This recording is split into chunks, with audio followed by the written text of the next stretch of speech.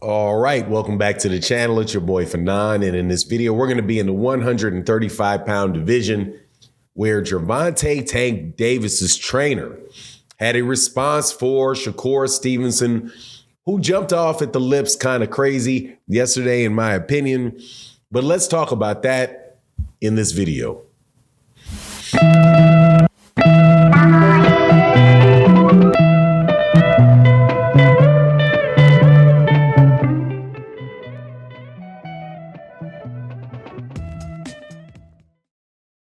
All right, welcome back to the channel. It's your boy Fanon, and in this video, we're going to be in the 135-pound division where there's been a lot of back and forth going on ever since Shakur Stevenson beat Yokozuna in a fight this weekend. Back and forth going on between Gervonta Tank Davis's camp, specifically Coach Kenny and Shakur Stevenson himself. Let's talk about that. But before I do, let me first thank you for coming back to the channel. If you're new to the channel, please accept my invitation to hit the subscribe button, hit the bell icon so you can be notified of when we release more videos, which you do every day. Also, if you're a longtime subscriber and supporter of the channel, thank you so much for your continued support. Really does mean a lot. So thank you very much. Now, let's get into this. Oh, and thank you to everybody that supports on the super thanks, specifically Mr. Pragmatic. Thank you, brother. I saw you out there yesterday. I try to make sure I get to all the super thanks, but thank you specifically, man. But let's get into this because it's very interesting stuff going on between, I think, two of the best fighters in the world, two of the best fighters in the lightweight division for sure, which is really turning into a very interesting story, man, because you have Devin Haney's, who has all of the belts in the division. You have Gervonta Davis, who has all of the fans. And you've got Shakur Stevenson, who is the highest ranked fighter on pound for pound lists of the three in the lightweight division. So you really do get, and also the most accomplished amateur with the Olympic silver medal, which some people think should have been gold when he fought Robesi Ramirez, the current 126-pound champion out of Cuba. But just a very good, very good group of lightweights. Well, the day before yesterday, well, on Saturday, Shakur Stevenson beat Yokozuna, and Coach Kenny, one of the trainers for Gervonta Davis, congratulated him and said, congratulations, despite the fact that, your guy looked like he could have been working at basically a sushi shop or something like that, right? Kobe Bar and Grill, I think is what he said. And then Shakur Stevenson responds back to him in kind of a nasty type of way, right?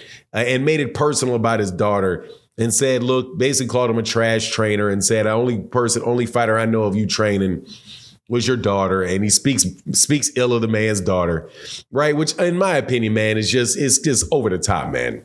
It's over the top. First of all, Coach Kenny didn't say anything about you. He said something about your opponent, which really cannot be debated too much, because Yokozuna wasn't a very good competition. But it's the same thing that people say about a lot of fighters. I don't have a problem with Shakur Stevenson having fought Yokozuna. It is what it is.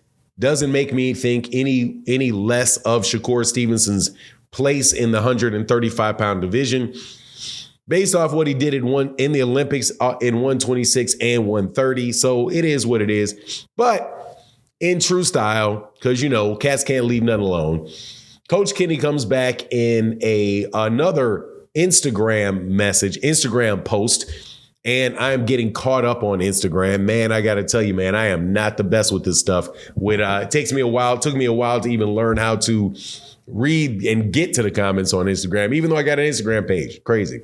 But whatever. He responds and says, look, man, in another interview, and said, it was an interview on YouTube, and says, look, man, I'll make a proposition to any of these guys with Gervonta, which is, hey, man, why don't we go winner takes all? right? If you guys really think that you can beat Gervonta, let's do winner take all. Let's do winner takes all, take all, and we'll see how much of these guys are, how confident they really are about being able to beat them, to see if they're willing to take that. He says Gervonta will take that, but these guys won't, right? So out there again, very, very confident about what Gervonta will do relative to against Shakur Stevenson or Devin Haney. Now, for my take on it, obviously, nobody's going to do a winner take all, including Gervonta Davis. It's just it's just not going to work, man. I doubt very much. I think that is more kind of like hyperbole, more just saying something, just to get a spark. Now, I don't doubt that these guys, that they feel like they could win the fight and do that, right? But in the case of Gervonta Davis, and Shakur Stevenson, you take that fight, for example, the type of money that fight's going to make to go winner take all, it's not going to happen. Also, definitely not going to happen, seeing as Shakur Stevenson is promoted by Bob Arum. Bob Arum is going to get paid for a fight. He's not into taking chances, man. They're not about to roll that dice and say, okay, we have a fight that's going to generate X amount of money. I know that that our team or our half, however you break it down, once we get the money, is good for 30, 40% of it, or we're going to take a chance and basically say, okay, we get none of it. Not going to happen. But I'm going to tell you what I do like about all of this, man. I like the energy that's going on in the lightweight division, because these guys are all excellent fighters, man. They're all young, undefeated fighters. And like I said in the beginning of it, they're all, at the top of the division in different ways. Gervonta Davis is in the top of the division, and really one of the guys that are on top of the boxing world with the level of popularity and interest that he has. However, I'm going to tell you that if Shakur Stevenson keeps winning and the conversation between Gervonta Davis and Shakur Stevenson stays hot, I think Shakur Stevenson has the ability to do that well, because where Gervonta Davis is, I say he's a boxer puncher. He can definitely box. He can punch. Sorry, just got a morning of a lot of interruptions. But they're all on top of the division in a different way. And I think that Shakur Stevenson, Gervonta Davis may very well wind up being that fight that is akin to the Errol Spence Jr. versus Terrence Crawford fight. Unfortunately, when that fight is ready to take place, and again, all three of these guys are fighting this, over the next 2 months in April and May.